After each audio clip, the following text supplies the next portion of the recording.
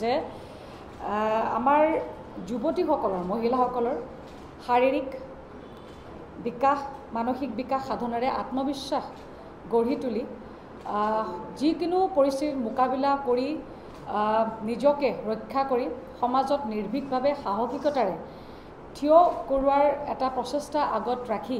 কিছু সজাগতাৰ দৃষ্টিভংগীৰে আমাৰ কাম্য এক সামাজিক সংস্থা আৰু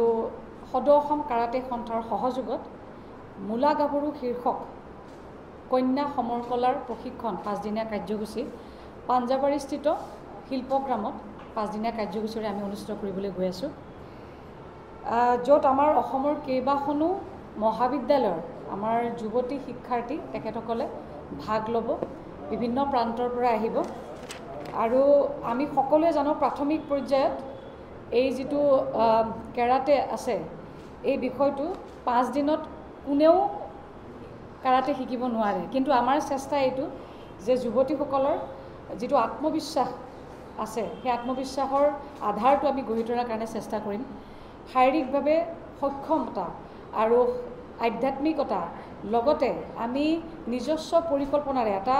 আবেগ নিয়ন্ত্ৰণ কৰি সুস্থ পৰিকল্পনাৰে কেনেকৈ আমি আজিৰ বৰ্তমান সমাজখনত মোকাবিলা কৰিবৰ কাৰণে বা যিকোনো পৰিস্থিতিত যাতে সাহসিকতাৰে মনৰ শক্তিৰে তেওঁলোকে উপস্থিত বুদ্ধিৰে সমৰকলাৰ মাধ্যমেদি আত্মৰক্ষাৰ কৌশল কিছু শিকি তেওঁলোকে নিজক ৰক্ষা কৰাৰ উপৰিও আনকো ৰক্ষা কৰি তেওঁলোকে সমাজত বসবাস কৰিব পাৰে শক্তিশালী ৰূপত প্ৰতিষ্ঠা কৰিব পাৰে এনেকুৱা ধৰণৰ এটা আমি সজাগতাৰ প্ৰয়াস কৰিছোঁ গতিকে আমাৰ কাম্যৰ জৰিয়তে এইটো এটা ক্ষুদ্ৰ প্ৰয়াস থাকিব কাম্য এখন প্লেটফৰ্ম গতিকে আপোনালোকৰ যদি সকলোৰে সহযোগিতা ৰাইজৰ সহযোগিতা থাকিলে আশীৰ্বাদ থাকিলে আমি আমাৰ যিটো পৰিকল্পনা আছে সেইটো আমি উদ্দেশ্যটো আমি সফল হ'ম গতিকে আপোনালোক সকলোৱে জানে যে মই ৰাজনৈতিক যিখন মঞ্চ আছে মই ইয়াৰ আগতে মহিলা মৰ্চাত ভাৰতীয় জনতা পাৰ্টিত প্ৰায় 2-2.5 বছৰ কাম কৰিছিলোঁ আৰু মহিলা মৰ্চাত থাকি মই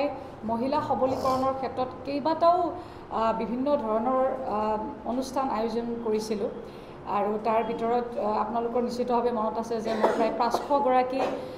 মহিলা আমাৰ যুৱতী